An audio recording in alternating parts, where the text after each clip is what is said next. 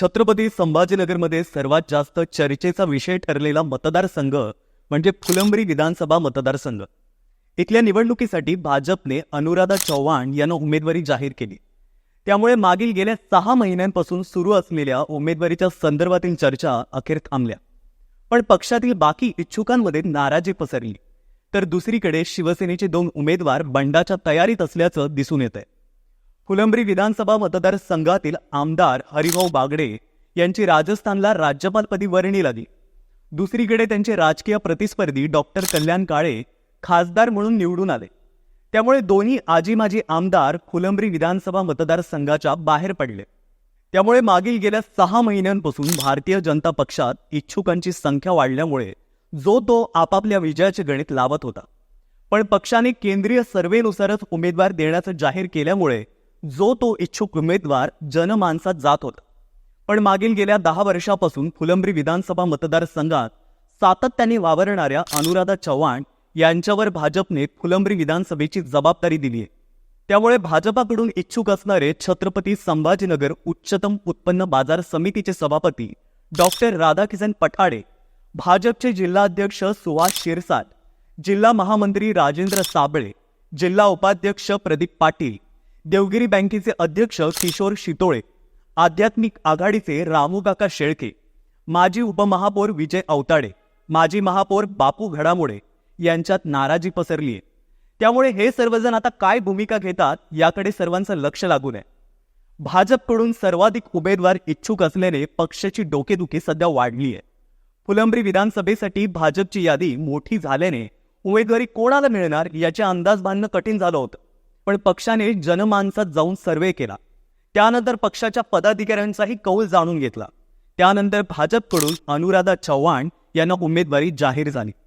असं असलं तरी इच्छुक असणाऱ्यांच्या नाराजीचं रूपांतर बंडखोरीमध्ये होणार का याकडे सगळ्यांचं लक्ष आहे।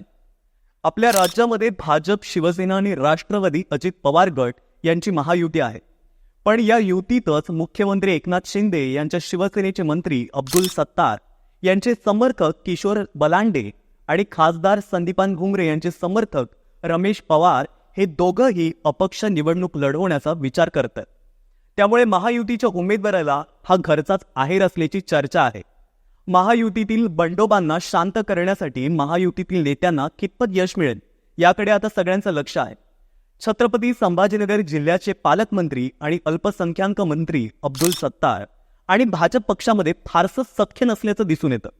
लोकसभा निवडणुकीनंतर भाजपचे माजी खासदार रावसाहेब दानवे यांनी सिल्लोडचा पाकिस्तान म्हणून केलेला उल्लेख, त्यानंतर सत्तारांच्या समर्थकांनी या वक्तव्याच्या निषेधार्थ केलेला मोर्चा, यामुळे महायुतीमध्ये संघर्ष पाहायला मिळत आहे।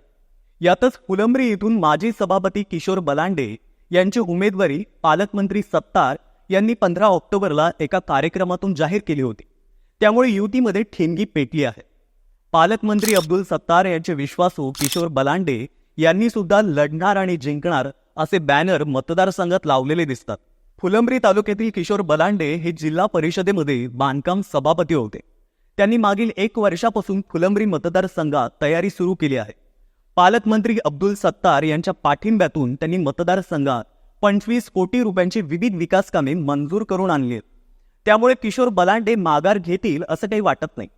दुसरं मोठं नाव म्हणजे राधाकिसन पठाडे यांनीही तिकिटासाठी कंबर कसली होती, पण अनुराधाताईंना तिकीट मिळाल्यावर ते नाराज झाले। राधाकिसन पठाडे हे प्रबळ दावेदार मानले जात होते। छत्रपती संभाजीनगर उच्चतम कृषी उत्पन्न बाजार समितीचे ते विद्यमान सभापती आहेत आणि राधाकिसन पठाडे यांच्या विरुद्ध ज्ञानेश्वर म्हस्के यांनी 88 कोटींच्या भ्रष्टाचाराची आणि बेकायदेशीर खर्चाची तक्रार सहकार विभागाकडे केली होती। तत्कालीन चौकशी अधिकारी आणि उपनिबंधक डॉक्टर मुकेश बारहाते यांनी सुमारे 150 पानांचा चौकशी अहवाल तयार केला। या तक्रारीच्या अनुषंगाने डॉक्टर बारहाते यांनी 25 मुद्द्यांवर निष्कर्ष नोंदवून बेकायदेशीर कामांना राधाकिसन जबाबदार असल्याचा निष्कर्ष 19 मार्च 2021 ला चौकशी अहवालात नमूद केला। त्याची चौकशी पुन्हा चव्हाट्यावर आली आणि राधाकिसन बापूंचं तिकीट कापलं गेलं अशी चर्चा आहे। त्यांच्या कार्यकर्त्यांचं तर मत असं आहे की भाजपाने विश्वासघात केला आणि मुद्दाम तिकीट कापलं, कारण पठाडेंनी मनोज जरांगे यांच्या आंदोलनाला पाठिंबा दिला होता। दरम्यान तिकीट भेटल्यावर अनुराधा चव्हाणांनी आपली प्रतिक्रिया दिली। पक्ष नेतृत्वाने दाखवलेला विश्वास आणि नानांनी सुरू केलेलं विकासगंगा पुढे चालवत ठेवण्यावर भर दिला जाणार आहे. सोबतच राजकीय वारसा पुढे नेण्याची जबाबदारी आता माझ्यावर आहे. पक्षाबरोबरच तालुक्याचा आवाज बुलंद ठेवण्याचं काम माझ्याकडून केलं जाणार असलं तरी मी सर्वांना सोबत घेऊन काम करणार आहे. फुलंब्री मतदारसंघात हरिभाऊ बागडे यांच्या कार्यकाळात चांगली विकासाची कामं झाली आहेत. त्यातच तालुक्यात भाजपची ताकद चांगली असल्याचा दावा अनुराधा चव्हाण यांनी केला आहे. उमेदवारी जाहीर झाल्यानंतर तालुक्याची पहिली महिला उमेदवार होण्याचा मान मला मिळाला आहे आणि तो मी यशस्वी करून दाखवणार असल्याचं चव्हाण यांनी सांगितलं. त्या म्हणाल्या की माझ्या घरात राजकीय वारसा नाहीये, पण सामाजिक कार्य करण्याचा वसा माझ्या सासरच्या आणि माहेरच्या लोकांकडून मला मिळालाय. मी गावात पंचसूत्री कार्यक्रम राबवला.